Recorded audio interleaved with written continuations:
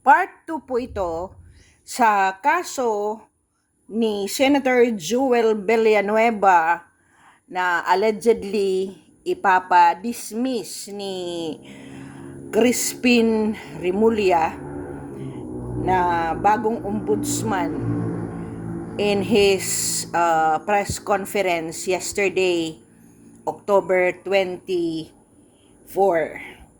So, as I told you, merong part 2 at ito ay yung pag-dismiss ni Ombudsman Martires ng kaniyang kaso in 2019. Kasi sa aking first part ng aking vlog kahapon ay idinismiss po ng Supreme Court or inoverturn yung decision ni Ombudsman Conchita Morales dahil kulang po ang ebidensya against Senator Joel Villanueva in 2016.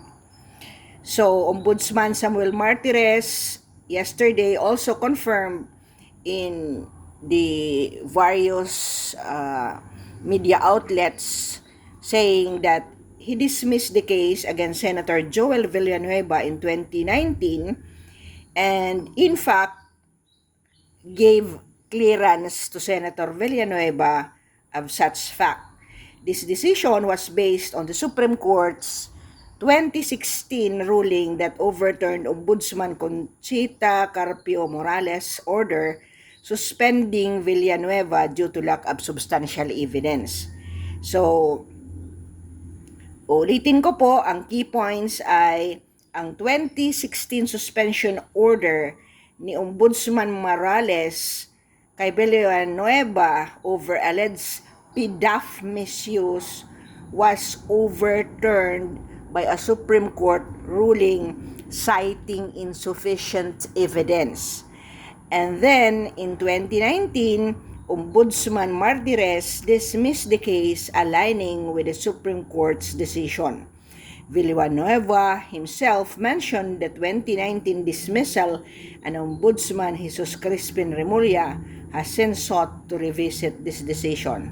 Tama po ba yung mga ganitong panggigipit ng administrasyon sa mga oposisyon na mga tao sa kanila?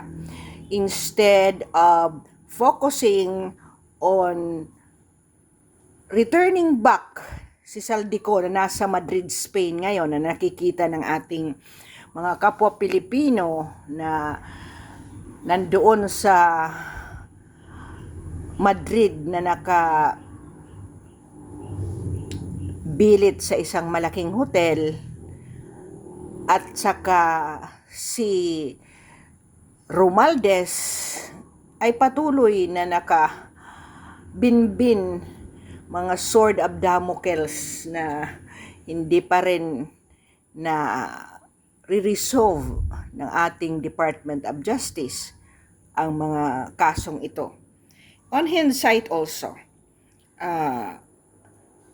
ang ating saligang batas in respect to the constitutional provision sa Philippine Constitution, ang ombudsman ay binibigyan lamang ng power to investigate and prosecute any government official, including members of Congress, for acts or omissions that constitute graft and corruption or other offenses.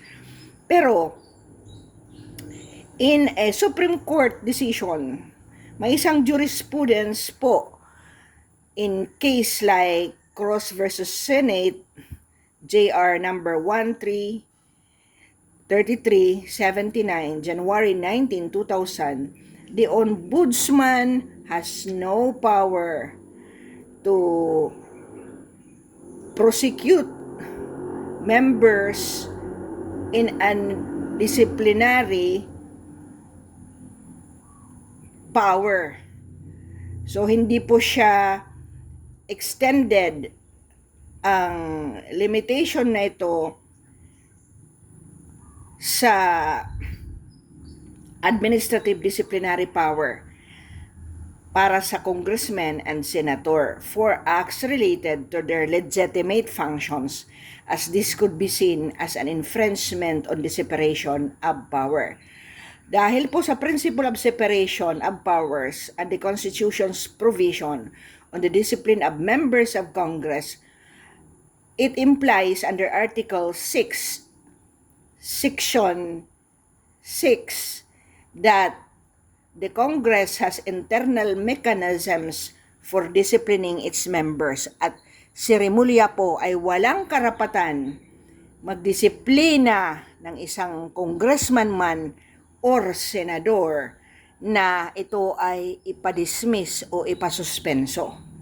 In summary, the Ombudsman can investigate and prosecute congressmen and senators for graft and corrupt cases only. So dahil walang ebidensya, hindi si Remulla pwedeng makialam na disiplinahin, na isuspenso o i-dismiss si Joel Villanueva kasi walang basihan ang graft and corrupt cases na i-file sa kanya noong 2016.